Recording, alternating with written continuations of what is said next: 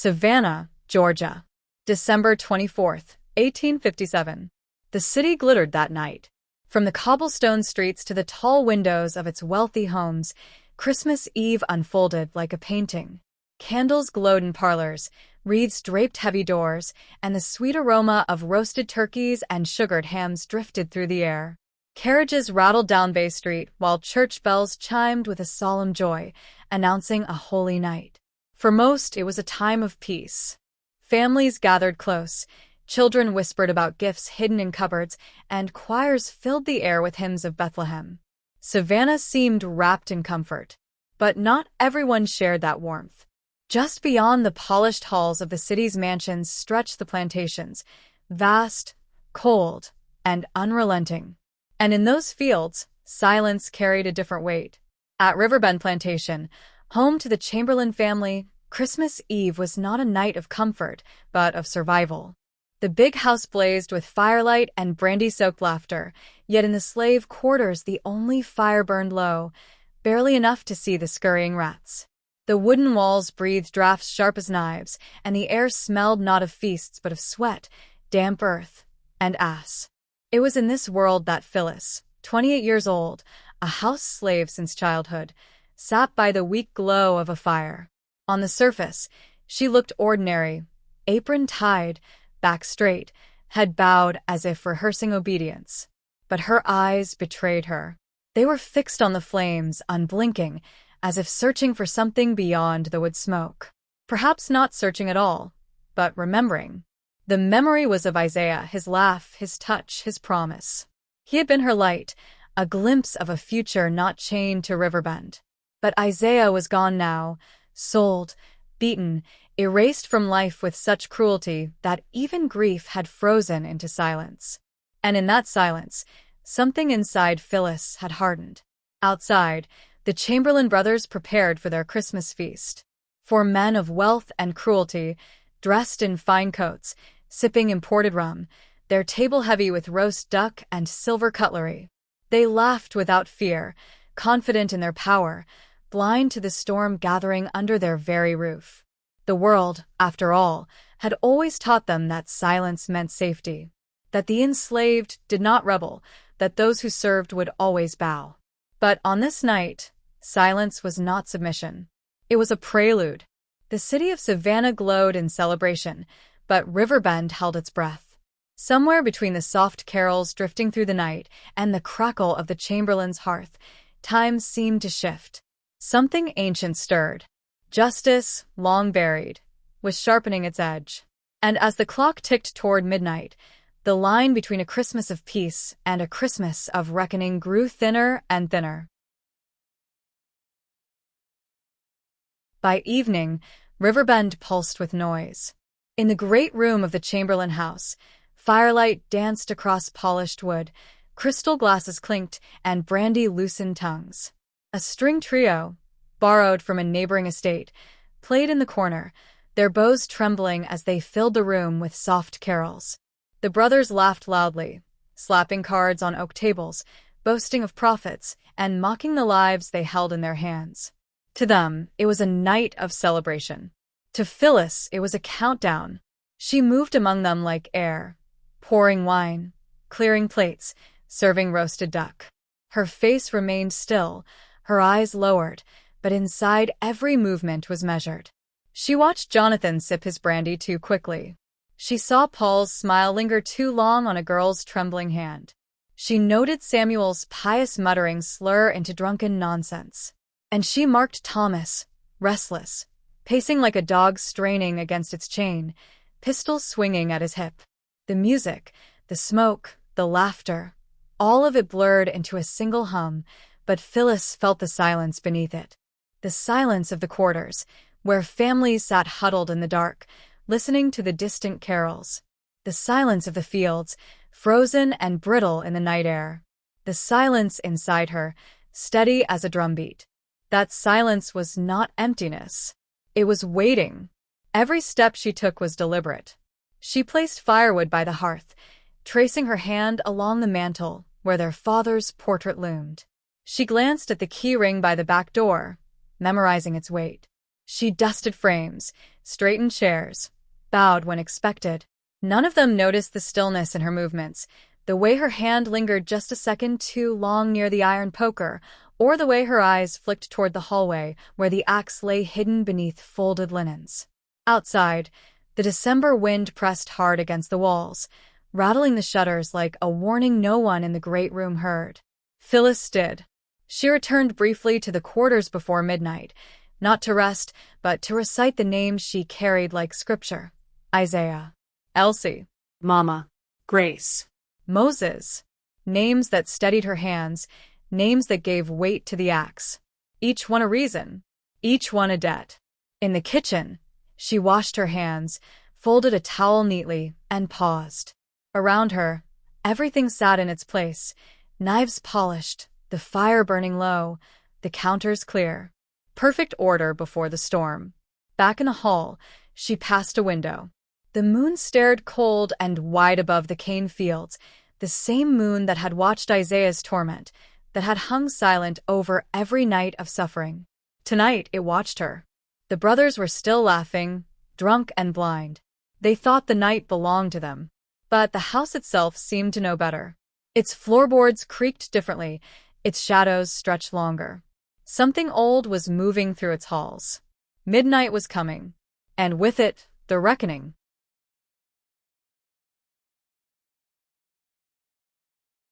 Isaiah Carter did not arrive at Riverbend like the others. Where most men had long ago learned to stoop their shoulders and drop their eyes, Isaiah carried himself differently. His back was straight, his gaze unbroken. Even the overseers noticed it. He had a presence that unsettled them, not through defiance, but through dignity. He was young, strong, quick with his hands. Within weeks, he had gone from the fields to breaking horses, earning a reputation for skill that even the Chamberlains begrudgingly respected. But what drew Phyllis to him wasn't his strength, it was his spirit. Isaiah spoke softly of Ohio, of air untainted by cotton dust, of mornings where no bell rang to summon labor. He spoke of freedom not as a dream, but as something real, tangible, waiting just beyond the horizon. Phyllis rarely answered. She listened. Yet every time his hand brushed hers in the shadows behind the smokehouse, she felt something flutter inside her chest, fragile as wings in a cage. In a world designed to crush hope, Isaiah made her believe again. But Riverbend was a place where dreams were bartered and broken. The Chamberlains saw the bond between them, and they turned it into a weapon. Jonathan's promise of freedom had seemed to include Isaiah, until one night he was gone. No goodbye, no warning. Sold like livestock to a plantation 2 counties west. The news reached Phyllis through whispers. Samuel had boasted about the sale, bragging about the fine price for a fine mule. She said nothing, but her silence grew heavier than words. What happened next carved itself into Phyllis's soul. Isaiah tried to escape within weeks. Freedom was not a distant ideal to him. It was air, and he could not breathe without it. But he was caught near a creek, dragging a wounded leg. They tied him to a tree, stripped him down, and turned his body into a public warning. Bone by bone, lash by lash, they broke him in front of others. By the time death came, he was scarcely recognizable. When the story reached Riverbend, Phyllis did not scream. She did not cry. She folded laundry, as though wrapping something sacred. She pressed coats, scrubbed floors, served dinners. But inside, something died with him, and something else was born. She stopped believing in promises. She stopped waiting for mercy. From that day forward, she moved like someone who was no longer human to them, but no longer chained in her own heart either. Isaiah's fate was meant to silence her. Instead, it gave her a new voice, one not spoken in words, but in memory, in planning, in patience. His death was the spark, and the fire was only beginning to spread. Phyllis would carry Isaiah's name in her chest, like a drumbeat beneath her silence. And when the time came, every swing of the axe would echo his final words, "Wait for M." The house had grown quieter, though not from peace. The string trio had been dismissed, candles burned low, and the Chamberlains had scattered. Jonathan retreated to his study, ledger in hand. Paul slipped upstairs with a trembling girl barely 15. Samuel slumped in a chair by the fire, Bible still open, lips mumbling scripture blurred by drink. And Thomas prowled the hall like a restless storm, pistol loose at his side. Phyllis knew their patterns. She had been preparing for this moment for months, though not with pen and paper. The plan was carved into her bones, rehearsed in every heartbeat. She walked softly through the servant halls, the linen chest waiting in shadow. Her fingers closed around the handle wrapped in cloth. When she unwrapped it, the axe gleamed faintly in the moonlight. Not polished, but sharpened by time, sharpened by grief. It felt lighter now, not because it weighed less, but because she no longer carried it for wood. She carried it for names. Jonathan was first. She found him in his office, boots propped on a stool, half drunk over his accounts. He glanced up when she entered, confused by her silence. "Phyllis," he muttered, "something wrong with the fire?" She gave no answer. The blade descended once, clean and final, splitting not just bone but the lie he had fed her months before. The glass of brandy tipped, spilling across the ledger as his body went still. One debt paid. She closed the door behind her gently, as though leaving him asleep. Upstairs, Paul's voice carried low through the hall, coaxing words, then the muffled sound of fabric. Phyllis knocked once. The door cracked open, his face flushed and smug. "You need something?" he whispered, shirt half-buttoned. The answer came in steel. The axe bit deep into his shoulder, sending him staggering backward. His screams filled the room, but no one came. A second swing crushed his chest. A third ended it. The girl cowered in the corner, eyes wide with terror. Phyllis turned to her, voice steady. "Go to the cookhouse. Stay with Auntie May. Don't open the door." The girl ran, barefoot and trembling, leaving Paul in silence. Two down. Samuel stirred at the bottom of the stairs, awoken by the noise. His Bible slipped from his lap as he rose, face pale. "Phyllis, what have you done?" he stammered, voice cracking with fear. He tried to quote scripture, but his words shook. She stepped forward. He stumbled back, slipped on the stair, crashing down hard. His voice broke into pleas, Christmas, forgiveness, mercy, but Phyllis answered only with the axe. His sermons ended there. Three down. The house was no longer drunk with laughter. It was awake now, filled with smoke, blood, and the heavy breath of vengeance. Only Thomas remained. Boots thundered through the hall. His pistol cocked, his voice bellowed, echoing through the dark. "Phyllis, you think I don't know what you've done?" The hunt had begun. But Thomas was not the hunter. He was the last name on her. To most, Phyllis was invisible. She was the shadow that moved silently between rooms, the steady hand that poured wine, the quiet presence at the edge of the Chamberlain's lavish dinners. Her life had been shaped to serve, trained from girlhood to bow her head, to speak only when spoken to smile even when pain pressed to her ribs. But invisibility has its own power. In silence, one sees everything.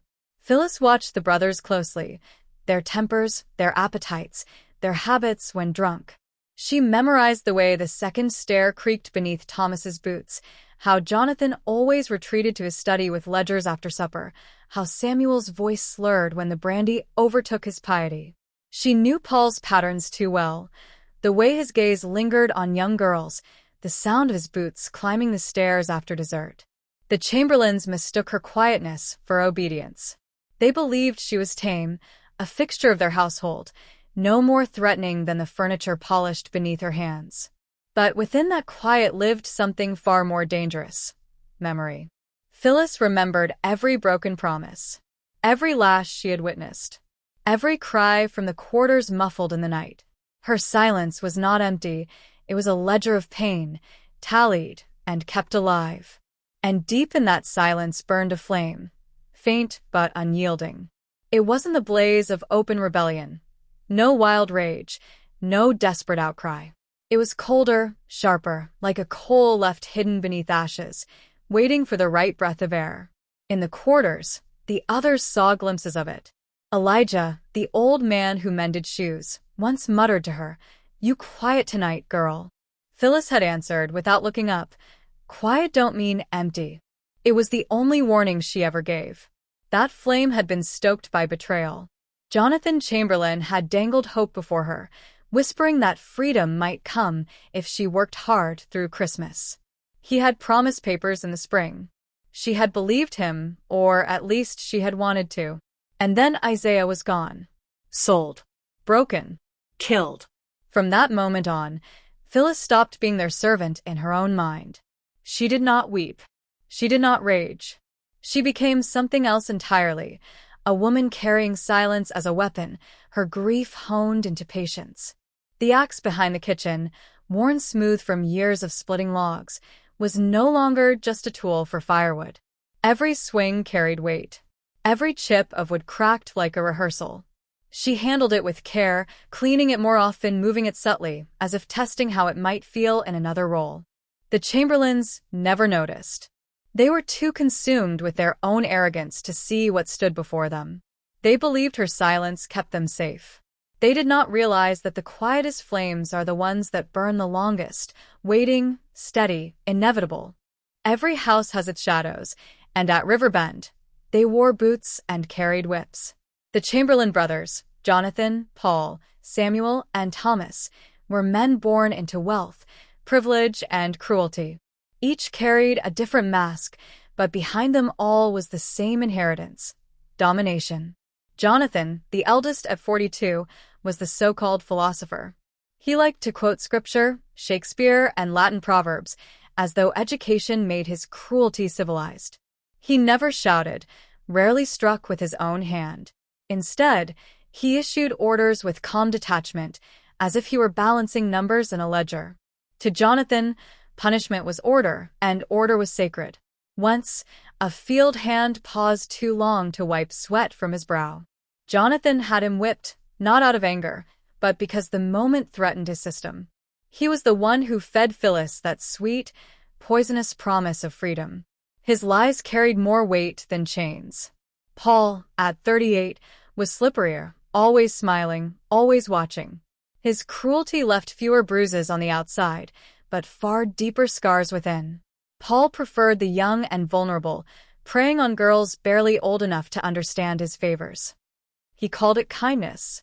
Phyllis had seen the aftermath: bloodied rags hidden in kitchens, girls too quiet to sing again. One child, Elsie, just 11, disappeared within weeks of Paul's attentions. They claimed she was sent north. No wagon ever came. Samuel, the preacher, was 35 and wore his Bible like armor.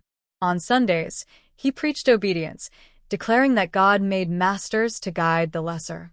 He spoke of divine order while ordering lashings, turning scripture into a weapon. His ledger of punishments was kept neatly in his study, names, dates, lashes recorded with precision, like bookkeeping of human suffering. He was the one who oversaw Isaiah's torment, the one whose hymns drowned out the screams. To Samuel, pain was purification. Every cry was, in his twisted mind, the soul shedding sin. Then there was Thomas, the youngest at 28, a storm without disguise.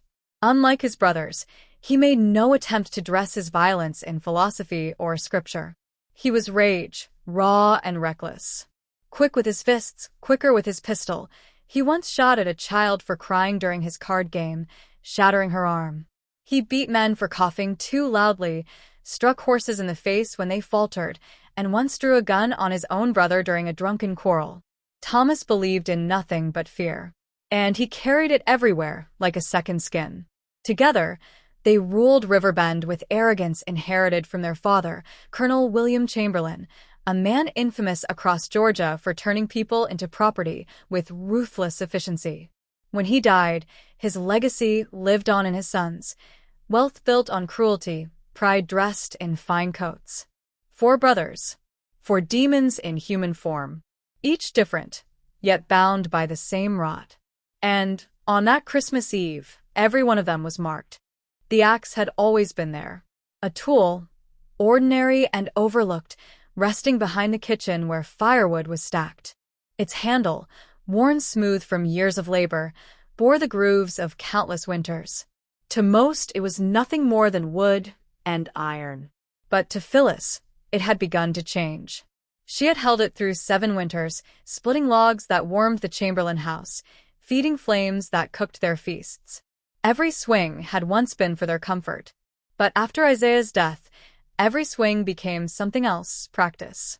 The rhythm of the blade against wood turned into rehearsal, a heartbeat in reverse. Swing, breathe. Swing, remember. Each strike whispered of debts unpaid. Phyllis cleaned the axe more carefully now. She dried it with rags, tucked it away where no eyes lingered. She knew its balance, its weight, the way it pulled through air. She treated it less like a tool and more like a companion.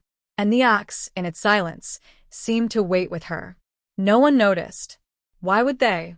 To the Chamberlains, Phyllis was still the quiet house servant, obedient as ever.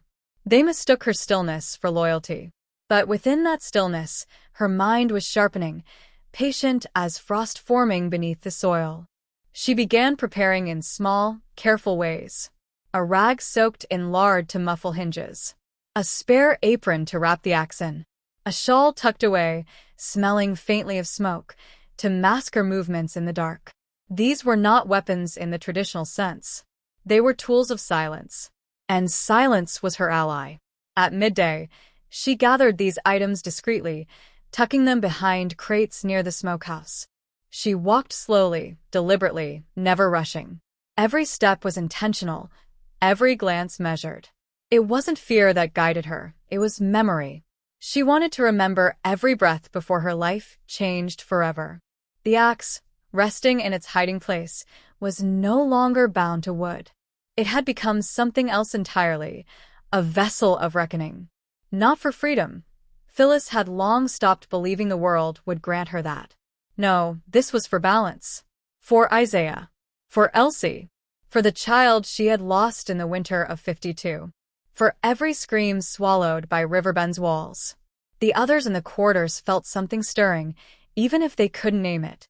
When Elijah, the old man, muttered, "Christmas Eve ain't no night for spirits to wander," Phyllis replied simply, "That's why they wander." The wind pressed against the door, as if trying to listen. Behind her, tucked in its bundle of kindling, the axe waited, clean, heavy, ready. Tomorrow the newspapers would call it savagery. The courts would call it madness. But Phyllis knew the truth. Tonight, it was justice with a handle. And as the sun slipped low beyond the pines, every shadow in Riverbend lengthened, pointing toward midnight. Hope is a dangerous gift when placed in the wrong hands. For years, Phyllis had carried no illusions about her life. Born on Riverbend Plantation, she knew nothing else but servitude. Her days blurred into one another, scrubbing, polishing, carrying, bowing. But then, one winter evening, Jonathan Chamberlain dangled something before her that was more intoxicating than fine brandy, the suggestion of freedom. It happened in the parlor, the fire glowing low, the curtains drawn tight. Jonathan, the eldest of the brothers, sat with a glass of port, swirling it in slow circles. His words fell as smoothly as the smoke from his pipe. He studied Phyllis not as a woman but as one might study a horse, assessing strength, obedience, usefulness. "I've seen the way you and Isaiah look at each other," he said, voice steady, as though discussing the weather. Phyllis stood silent, eyes lowered, hands clasped before her apron. He leaned forward, narrowing his gaze. "You want to be free, don't you?" The question was a knife disguised as kindness. Phyllis did not answer, but Jonathan smiled as if she had. "Keep working hard through Christmas. Keep your head down. Make this house shine. And come spring," he paused, savoring his own words, "maybe I'll write the papers." It was a lie so carefully dressed, it almost sounded merciful. A promise wrapped in velvet. And in that moment, against her better judgment, Phyllis allowed herself to imagine it. She thought of mornings not filled with orders, of walking with Isaiah beneath open skies, of laughter unchained. For the first time in years, she allowed herself to believe in something better than survival. That night, she said nothing to Isaiah. She only pressed her forehead against his chest, listening to the rhythm of his heart. He spoke of Ohio, of free soil, of building a life beyond chains. And though Phyllis remained quiet, a fragile hope stirred within her. For once, she let the future take shape in her mind. But the Chamberlain's promises were as thin as smoke. 2 weeks later, Isaiah was gone, sold in silence, whisked away in the dark of night. She learned of it not from Jonathan, but from whispers in the quarters. Samuel had bragged of the fine price he'd fetched. To him, Isaiah was no more than a mule traded for coin. Phyllis went to Jonathan the next morning, her voice calm, her expression still. "You said spring," she murmured. He sipped his drink and smirked. He wasn't part of the bargain. "But spring is still coming. Be a good girl." That was the moment the coal within her caught flame. Not rage, not a wild outburst, but something colder. A betrayal so deep it froze her grief into resolve. The promise of freedom had been a leash. But in snapping it, Jonathan had unleashed something far more dangerous. For Phyllis no longer hoped. She remembered. Dawn crept slowly across Savannah, pale light spilling through frost-tipped branches. The city stirred awake to church bells and the promise of Christmas morning. But at Riverbend Plantation, the silence was different. Heavy, broken. By sunrise, word had already begun to spread. A servant, sent to fetch milk from the dairy, found the first body, Jonathan, slumped over his ledger, blood seeping across the pages like ink. Moments later, screams pierced the air as Paul's room was opened, the sight so gruesome the girl who had fled hours earlier refused to speak at all. Samuel lay at the base of the stairs, his Bible stained in red, his mouth frozen open as though mid-sermon. And in the great hall, Thomas was finally found. He had not gone quietly. Neighbors would later claim they heard gunfire echo across the fields, though none had dared investigate at the time. His pistol lay empty beside him, the handle slick with sweat and blood.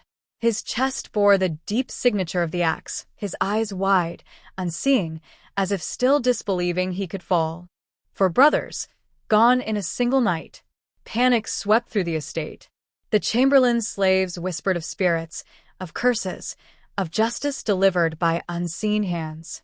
Others trembled, fearing the wrath of white patrols that would come swift and merciless. The overseer, pale and shaking, galloped into Savannah before noon, shouting of massacre. By midday, soldiers had surrounded Riverbend. They dragged Phyllis from the quarters, her face calm, her dress still marked with streaks she hadn't bothered to wash away. Neighbors came to gawk, horrified yet hungry for detail. How could one woman, small, quiet, unarmed by their measure, bring down 4 men of power? The trial was swift, more spectacle than justice. Newspapers called her the Savannah Fury, the she-devil of Christmas, and worse. Some painted her as a madwoman, others as a cautionary tale to keep slaves in fear. Few dared speak of the truth, that Phyllis's silence had been sharper than any blade, her patience deadlier than armies. Witnesses came forward.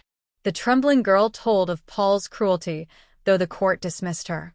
Elijah, the old shoemaker, muttered that justice had finally walked these halls, but his words were stricken from the record. The jury didn't deliberate long. Guilty. Sentence: death by hanging. Yet even then, Phyllis refused to bow. In the courtroom, she stood tall, eyes fixed ahead, lips pressed shut. Reporters claimed she never cried, never begged. Some swore she whispered Isaiah's name when the verdict was read, though others believed it was simply the wind stirring through the windows.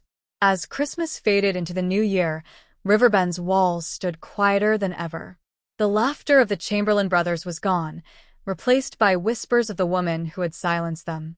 The city of Savannah moved on, but memory is harder to bury than bodies. Phyllis's story would not die with her. It would travel, carried in whispers, carried in fear, carried in awe. History rarely remembers women like Phyllis. The official records called her a murderer, a monster, a warning carved into the gallows of Savannah. The court transcripts painted her as nothing more than rage in human form, an aberration to be silenced. But the truth lived elsewhere. In the quarters, Her name became a prayer. Mothers whispered it to restless children, not as a curse, but as a reminder. Even the quietest voice can roar.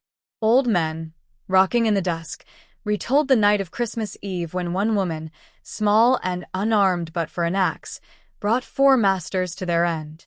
To them, she was not a criminal. She was justice, brief, fleeting but real. Her story spread beyond Riverbend. Traders carried it downriver, hushed between transactions. Preachers denounced it from pulpits, warning their congregations that the devil walks in the form of the disobedient slave woman. Yet even their warnings carried her memory further, giving her name a strange power. For the enslaved, Phyllis's act was terrifying and liberating. It proved that the masters could bleed, that chains could shatter, even if only for a night. That silence, patient and watchful, could one day turn into reckoning.